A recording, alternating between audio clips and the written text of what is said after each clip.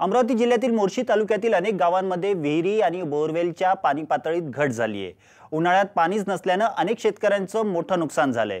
पीक जगवण्यासाठी शेतकरी आटापिटा करत असताना मोर्शी तालुक्यातील विष्णोरा गावातील अनिल ठाकरे यांच्या शेतातील बोरवेलच्या पाण्याची पातळी मात्र कायमच राहिली आहे।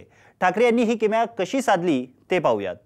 मोर्शी तालुक्यातल्या विष्णोरा इथल्या अनिल ठाकरे यांच्याकडे 2.5 एकर शेती आहे। शेती कमी असल्याने त्यांनी आपल्या शेतात एक तळ बांधून मत्स्य शेती करण्याचा निर्णय घेतला। त्यासाठी शेजारील शेतकऱ्यानं पाणी देण्याचं कबूल केलं, मात्र पाण्याची व्यवस्था न झाल्याने त्यांनी शेतातच बोरवेल घेतला। बोरवेलला चांगलं पाणी लागल्याने त्यांनी शेततळ्याचा आकार वाढवला। ठाकरे यांनी 70 फूट लांब, 30 फूट रुंद आणि 10 फूट तळ्याची निर्मिती केली आहे। या तळ्यात त्यांनी बोरवेलचं पाणी साठवलंय। ठाकरे यांनी शेततळ्यात मत्स्य शेतीला सुरुवात केली आहे।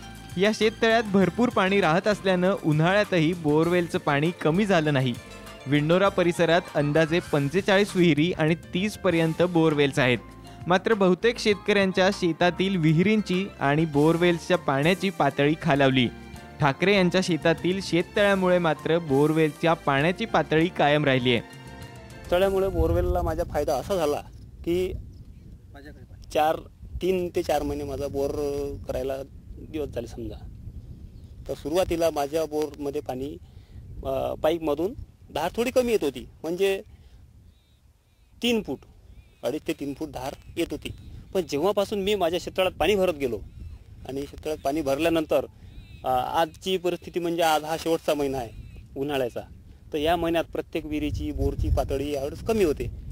पण मला या शेततळ्यात इतका फायदा झाला की माझ्या बोरची पातळी कमी न होता उलट वाढल्यासारखी झाली। म्हणजे आजही जर आपण आपली मोटर चालू केली तर आपल्या पूर्वीला आपले 3 ते 3.5 फूट धार येते, आज माझ्या बोरची धार 4 फुटाच्या वर आहे।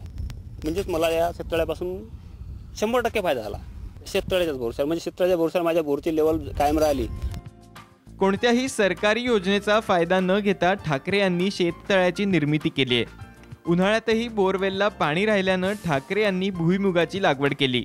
यंदाच्या उन्हाळ्यात गावाला पाण्याची टंचाई जाणवू लागल्यानं गावातील नागरिक शेततळं आणि बोरवेलमधील पाण्याचा वापर करू लागलेत।